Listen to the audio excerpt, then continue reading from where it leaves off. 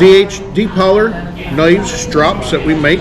They're made with hardwood maple or hard maple. They have very thin leather on them that is very smooth, that is glued down to them.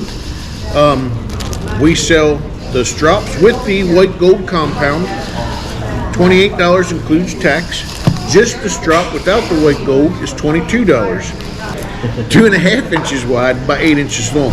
So a 2-inch knife will fit on here very easily, and you can strap the knife, the entire knife. Rawhide leather? Yes, that is rawhide leather. Rawhide leather. And like I said, it is about 1/8 inch thick, so it does not roll the cutting edge while you're stropping. As long as you lay the blade completely flat, which is my knife would be completely flat, strop, completely flat, and drive it back. So we have these available on our site, or you can call us at 423-415-9674, and that is Deep Holler Knives. We also have Flip and Sharp. You can mail us any of your tools, wood carving tools, gouges, bead tools, knives. Also, we do grooming scissors and hair salon scissors. Also, fabric shears. Any kind of shear, anything with the cutting edge on it, we can sharpen. Thank you.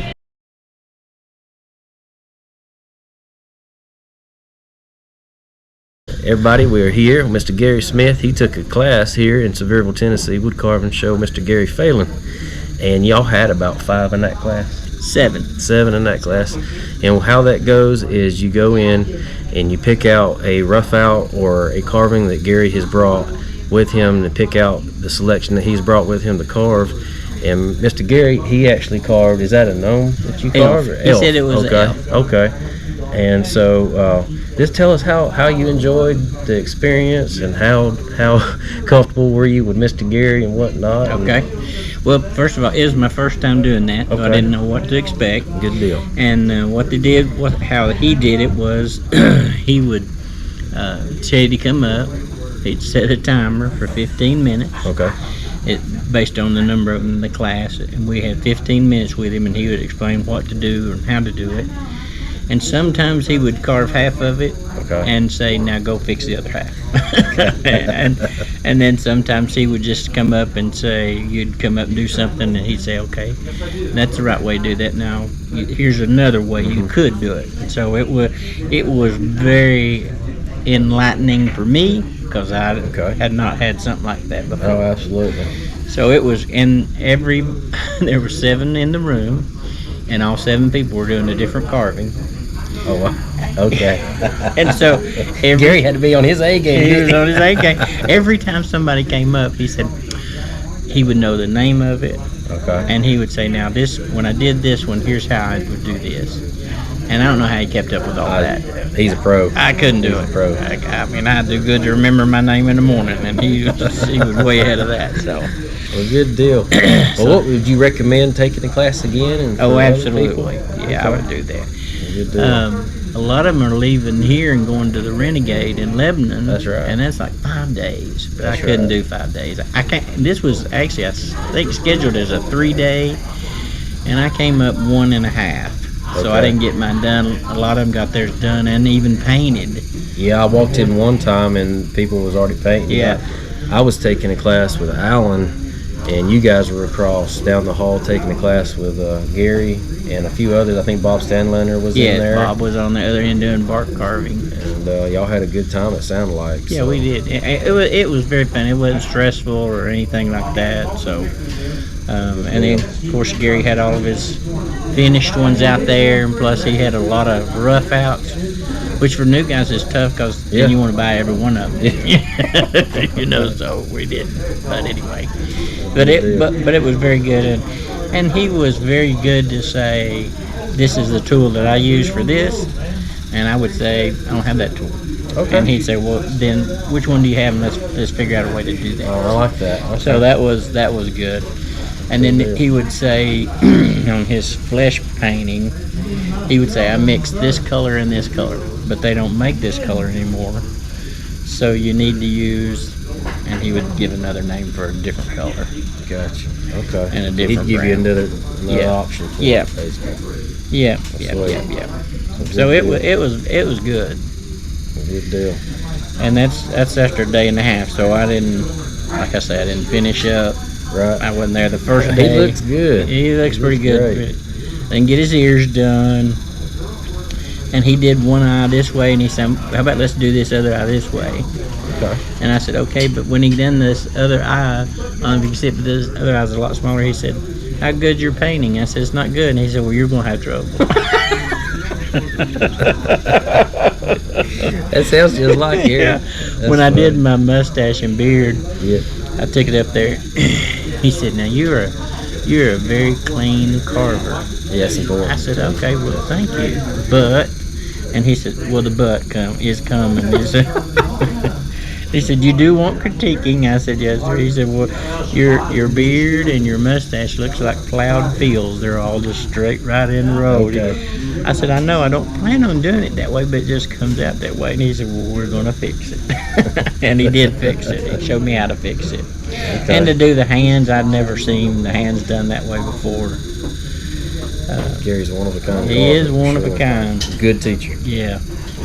Good teacher. Well, I appreciate it, Mr. Gary, Okay. and we're gonna get a little close up of your carving and show him off. I know you're still working on him, so this is something y'all can do, folks. And Lord willing, next year we'll see you guys same place. That'd be He great. looks awesome. All right. Well, thank you. Thank you. That's better than hickory. And what you can do is, you can't see it this way, but what you can do is watch the shadow, and the shadow when it disappears on the nose and it's flat. It pretty much puts you on the edge of the field. Coming up, I thought it was on the top still. Well, then we can tell markets, you know. Like Peter Clinton, that's all he had was one.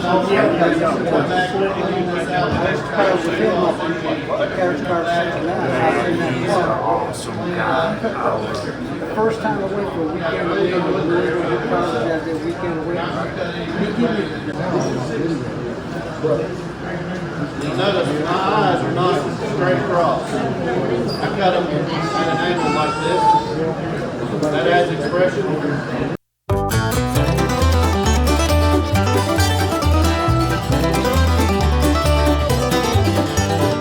I ain't got no money the first week of the month.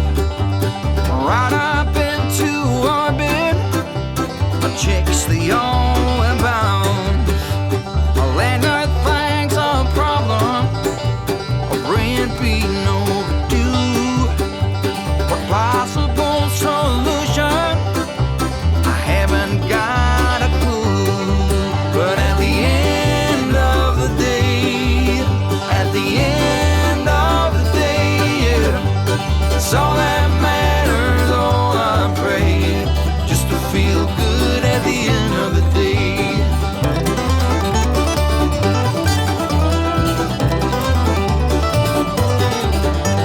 I've loaned on my possessions and all that I can claim. I ain't got a single penny to my name. My neighbor says he's bothered by what I cannot see. He says that I can launder falls what gold should be. But at the end of the day, the end of the day, it's all that matters. Oh, I pray just to feel good at the end of the day.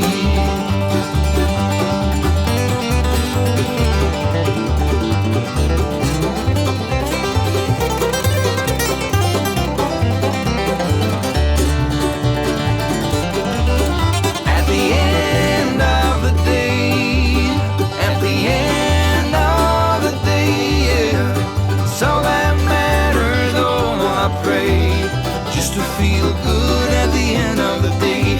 At the end of the day, you gotta feel good at the end of the day. It's all that matters. Oh, I pray just to feel good at the